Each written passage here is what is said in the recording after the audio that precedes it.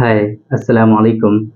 I am Dr. Nizamuddin Qasmi. As you know, I am a sexual disorders and infertility specialist working here at Sahara Healthcare and Hijama Center, Barabanki Uttar Pradesh.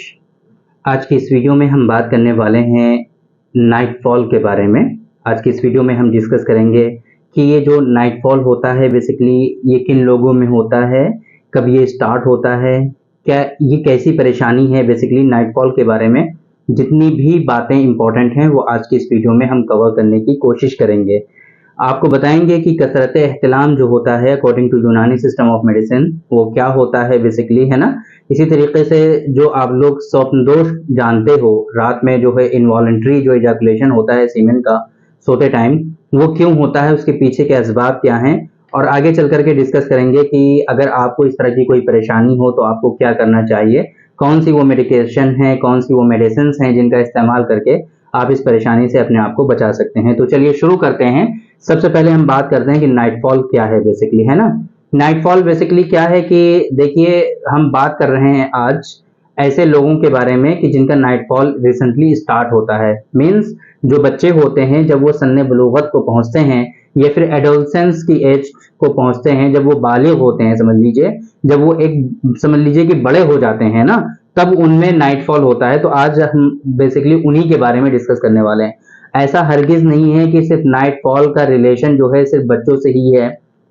जो बालिग बुलूगत को पहुंच रहे हैं, जो बालिग होने वाले हैं, सिर्फ इसका ताल्लुक उन्हीं लोगों से है, ऐसा हरगिज नहीं है। ये नाइटफॉल का प्रॉब्लम आपको किसी भी एज में हो सकता है, किसी भी उम्र में जाकर के हो सकता है। हो सकता है कि आप मैरिड भी हों, सेक्सुअल इंटरकोर्स भी करते हों, सेक्सुअल एक्टिविटी भी आपकी हो, लेकिन उसके बावजूद भी आप नाइटफॉल के मर्ज में मुब्तला हो सकते हैं। वो हम बाद में डिस्कस करेंगे। आज की इस वीडियो में हम जो बात करने वाले हैं वो स्पेशली बच्चों के बारे में डिस्कस करने वाले हैं जो बलूगत को पहुंचते हैं, जो एडोलसेंस की एज को पहुंचते हैं और उनको ये परेशानी डेवलप हो जाती है। तो उनके बारे में हम आज की इस वीडियो में डिस्कस करने वाले हैं। तो देखिए होता क्या है बेसिकली कि जब एडोलसेंस की एज को बंदा पहुंचता है, कोई भी बच्चा जब पहुंचता है, तो उसके अंदर बहुत सारे हार्मोनल चेंजेस होते हैं, उसकी एक्टिविटी में बहुत सारे चेंजेस आते हैं, जिसमें क्या है हार्मोनल चेंजेस की वजह से फिर उसमें जो है बहुत सारे, जैसे कि आजकल का जो लाइफ स्टाइल है, आजकल का जो सिनेरियो है, मोबाइल सबकी सभी के हाथों में है, तो एक्टिविटी एक उनके अंदर आ जाती है, एक स्टिमुलेशन उनके अंदर होने लगता है। वो लोग क्या करते हैं, पोर्न देखने लगते हैं, मास्टरबेशन करने लगते हैं। तो इन्हीं सब कारणों से उनके अंदर जो है एक ये जो इनवॉलंटरी इजैकुलेशन होता है, नाइटफॉल जो होता है, इसकी परेशानी उनके अंदर स्टार्ट होने लगती है। अब यहाँ पर क्या है कि हमारे यहाँ बेसिकली अभी इंडिया में इन सारी चीजों को फैमिली में डिस्कस करना थोड़ा सा मायूब समझा जाता है।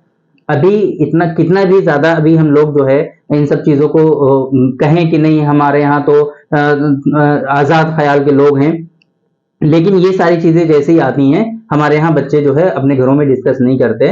वो लोग क्या करते हैं कि अपने दोस्तों में, अपने फ्रेंड सर्कल जो है उसमें डिस्कस करते हैं और फिर उल्टी सीधी जगहों पे जा करके इलाज शुरू कर देते हैं, जिससे उनकी बॉडी में और भी ज्यादा परेशानियां आ सकती हैं और बहुत सारे बच्चों में आती हैं। तो इस वजह से मेरी रिकमेंडेशन सबसे पहले वीडियो स्टार्ट करने से पहले आप लोगों को यही बताना है कि कभी भी अपने बच्चों को इन सब चीजों से खौफजदा ना होने दें।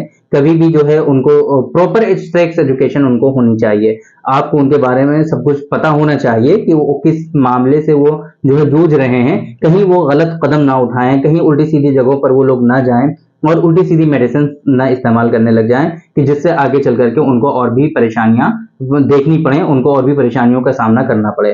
तो बेसिकली क्या है कि सेक्स एजुकेशन जो है बहुत इंपॉर्टेंट है। ये जो नाइटफॉल होता है मोस्ट ऑफ द केसेस में ये नॉर्मल होता है, बहुत ज्यादा कोई ऐसी घबराने की बात नहीं होती है। स्पेशली जब यंग बच्चे होते हैं तो उन लोगों में नाइटफॉल का होना आम सी बात होती है। इस वजह से बहुत ज्यादा परेशान होने वाली कोई बात होती ही नहीं है। लेकिन जब नाइटफॉल होने लगता है तो फिर वो लोग परेशान होने लगते हैं, सही से एजुकेशन उनको नहीं होती है, सही से इसके बारे में इंफॉर्मेशन उनको नहीं होती है। इस वजह से वो लोग इधर उधर भटकने लगते हैं और उल्टी सीधी ड्रग वो लेने लगते हैं, जिससे उनको परेशानियां और भी ज्यादा आगे होने लगती हैं। तो इस वजह से उनको प्रॉपर नॉलेज इसके बारे में होनी चाहिए, प्रॉपर इंफॉर्मेशन आप लोगों को उनको देनी चाहिए।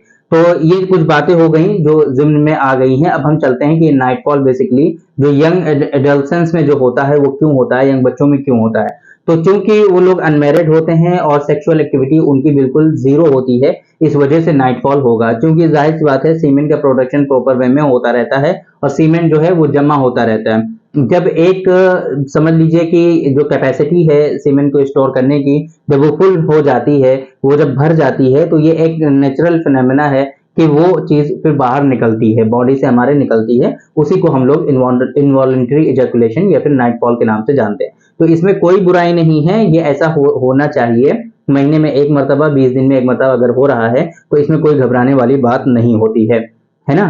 तो इस वजह से इससे बिल्कुल परेशान नहीं होना चाहिए। कब परेशान होने की बात है आगे हम डिस्कस करेंगे। अगर आप लोग बहुत ज्यादा सेक्सुअल जो जो एक्टिविटीज होती हैं, फॉर एग्जांपल इस तरह के जो वीडियोस होते हैं, पोर्न वीडियोस होते हैं, पोर्नोग्राफी होती है, अगर वो सारी चीजों में आप ज्यादा मुलविस हैं, मुब्तला हैं, वो सारी चीजें आप बहुत ज्यादा देखते हैं, तब आपको नाइटफॉल का प्रॉब्लम ज्यादा हो सकता है ना। हो सकता है डेली बेसिस पे आपको नाइटफॉल होने लगे। तब ऐसी सूरत में आपको थोड़ा इसके बारे में फिक्रमंद होने की जरूरत है और इसके लिए फिर सही से आपको डॉक्टर साहब से मशवरा करने की जरूरत पड़ेगी। अगर स्टिमुलेशन आपका जो जेनाइटल एरिया है, अगर जेनाइटल पार्ट जो है आपका, जो प्राइवेट पार्ट है, उसका स्टिमुलेशन आप बहुत ज्यादा करते हो, हर टाइम उसको टच करते रहते हो, हर टाइम, मतलब बहुत डिफरेंट तरीके हो सकते हैं स्टिमुलेशन के। उस तरीके से अगर स्टिमुलेशन आप अपने जेनाइटल पार्ट को दे रहे हो, जेनाइटल एरिया में टच और स्टिमुलेशन बहुत ज्यादा है, तो उसकी वजह से भी आपको जो है नाइटफॉल की शिकायत हो सकती है।